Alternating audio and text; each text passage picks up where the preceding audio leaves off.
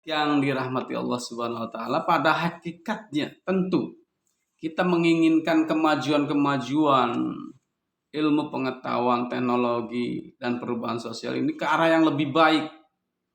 Tadi kalau kita berbicara di sesi pertama itu ada dampak negatif dan positifnya. Tetapi tentu ini keinginan kita bahwa perkembangan masyarakat dunia yang semakin dimudahkan. Ini idealnya kita menginginkan masyarakat dunia yang lebih baik. Tetapi apa yang terjadi adik-adik, semua orang mungkin sepakat bahwa dalam era globalisasi tersebut keutuhan manusia ingin tetap terpelihara dengan baik. Ukhuwah ingin tetap terpelihara dengan baik. Dan ilmu pengetahuan sosial diharapkan dapat menjadi salah satu alternatif yang strategis bagi pengembangan manusia.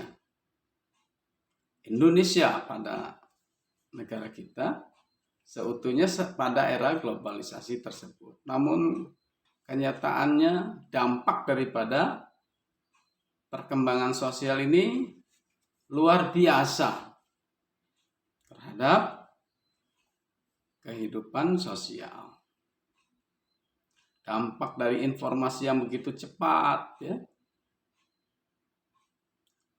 fasilitas informasi yang cepat, orang bisa berantem, orang bisa ribut, orang bisa berseteru dengan hanya artinya tidak bertemu secara fisik, ya, tidak bertemu secara fisik. Bisa melalui sindiran melalui WA, ya.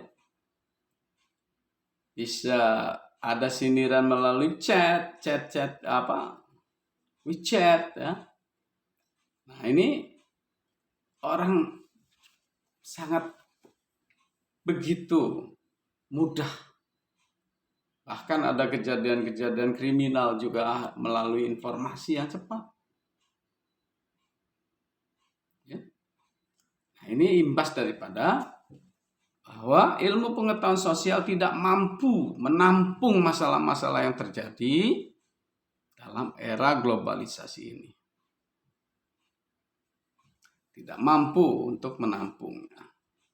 Namun demikian, ilmu pengetahuan sosial yang ada sekarang ini dinilai sudah mulai kewalahan atau hampir gagal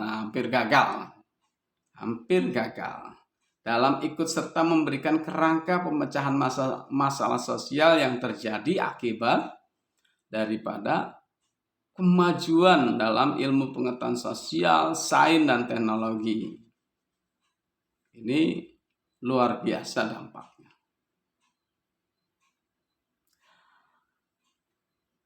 Hal demikian antara lain disebabkan karena dasar-dasar dan prinsip yang dijadikan landasan dalam ilmu pengetahuan sosial berasal dari filsafat Barat yang sekuler. Jadi dasar dari kemajuan sosial itu kita berkiblat pada filsafat Barat yang tentu kita mengenal bahwa ada mengenai sekuler, pemisahan antara urusan dunia dan agama yang bertumbuh pada kehidupan masyarakat dunia yang Barat yang sekuler ini, yang bertumpu pada logika rasional semata. Jadi kemudian dengan cara yang empirik, pengamatan pergerakan, perubahan diukur hanya dengan rasio. Ya. Sementara imbas daripada perubahan masyarakat dunia, utamanya di Indonesia misalnya, perubahan sikap, perilaku, kemudian kebiasaan, itu bertumpu pada rasio dan pengamatan empirik, pengamatan tidak diukur dengan sisi yang lain, misalnya agama. Nah, ini imbas dari masyarakat dunia tentu berimbas pada masyarakat di Indonesia. Adik-adik yang dirahmati Allah Subhanahu wa taala, sementara perkembangan sains, teknologi, dan perkembangan perubahan sosial di masyarakat dunia ini juga menjadi suatu tantangan bagi keberadaan agama. Nah, ini menjadi suatu ukuran apakah agama mampu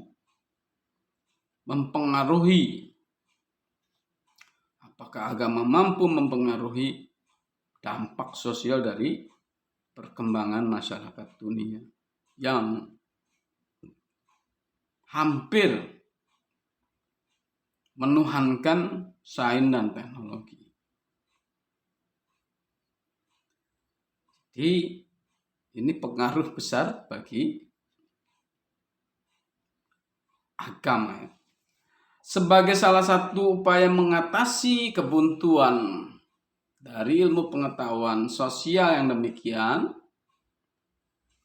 agama diharapkan dapat memberikan arahan dan perspektif baru, pandangan baru mengenai perubahan sosial itu. Bagaimana sikap agama.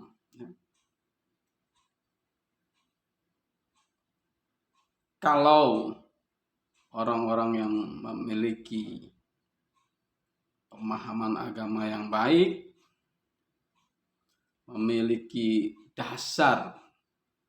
basic dasar kehidupannya tentang agama yang baik, tentu di sini ada filter. Islam tidak menutup terhadap perkembangan sains dan teknologi. Islam sangat terbuka. Bahkan dalam sejarahnya, Islam itu memiliki peran penting sebagai bagian yang terpenting dalam perkembangan ilmu pengetahuan. Posisi Islam banyak memiliki peran tentang akan keberadaan ilmu pengetahuan yang maju sampai sekarang, dikembangkan di dunia barat. Dan Islam juga tidak mengklaim bahwa ilmu pengetahuan itu lahir dari dunia Islam. Karena ilmu pengetahuan kan dasarnya dari pengamatan. Jadi bukan masalah yang terkait dengan, artinya bukan terkait dari dasar-dasar agama itu sendiri, tapi berdasarkan pengamatan yang dikembangkan masyarakat pada saat itu yang maju dan bersentuhan dengan dunia Islam adalah Romawi, Persia, Yunani, itu India, Cina, itu menjadi bagian daripada lalu lintas yang bersentuhan dalam dunia Islam. Dan Islam tidak menutup bahwa sains dan teknologi itu misalnya dilarang. Tidak. Islam sangat terbuka. Karena itu adalah masalah urusan dunia, urusan manusia. Yang memang masalah seperti itu adalah juga bekalnya dari, kalau kita landasannya dari agama, bekalnya adalah dari Allah ya, Subhanahu wa ta'ala. Kita diberi akal, kita dapat mengamati, kita dapat mempelajari, kita dapat menganalisa tentang yang ada di dunia ini. Jadi alam ini merupakan satu bentuk daripada pengamatan yang diamati, sehingga melahirkan filsafat. Filsafat berkembang di Yunani, di Romawi, di Persia. Itu filsafat Yunani terkenal, Aristoteles, Socrates, Plato, menjadi dasar daripada pemikiran, dasar daripada perkembangan ilmu pengetahuan. Jadi Islam sangat terbuka terhadap perkembangan ilmu pengetahuan. Tapi apakah ilmu pengetahuan itu akan mempengaruhi agama? Tentu, ya.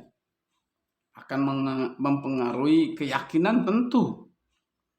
Orang-orang yang imannya lemah, tentu dia akan mengukur bahwa ilmu pengetahuanlah solusi segala hal yang akan memecahkan masalah kehidupan manusia. Tetapi bagi landasan agama berbeda. Bahwa agamalah yang akan memfilter mana yang baik dan mana yang tidak baik. Handphone itu baik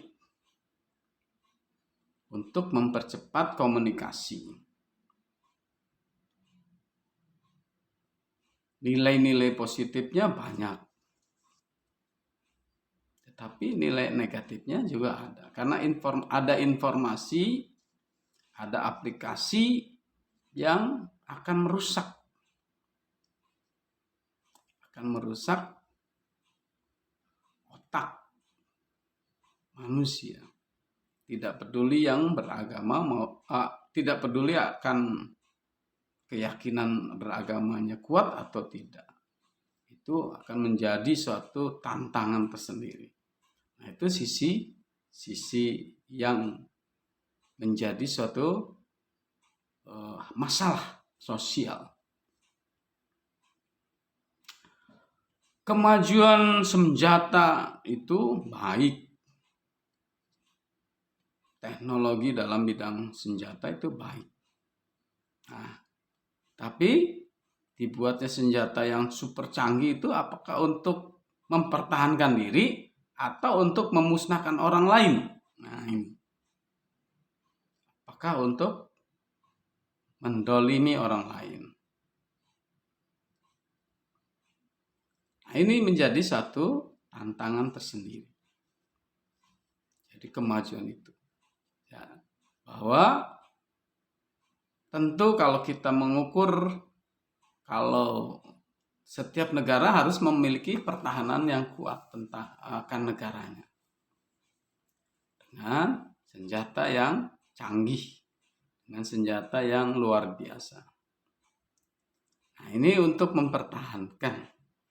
Kalau niat untuk membuat senjata itu untuk menyerang atau untuk menjajah, dalam arti ya, karena kepentingan-kepentingan dunia itu selalu berubah. Dan negara-negara itu selalu memiliki kekayaan yang jadi kepentingan negara lain. Ya. Nah, jadi di sini peran daripada negara-negara yang kuat kemudian mengincar gitu kan, mengincar dalam arti mengincar kekayaan negara lain yang diperlukan negaranya lemah. Nah, ini peran senjata itu apakah untuk mempertahankan atau untuk menyerang. Adik-adik yang dirahmati Allah Subhanahu wa taala.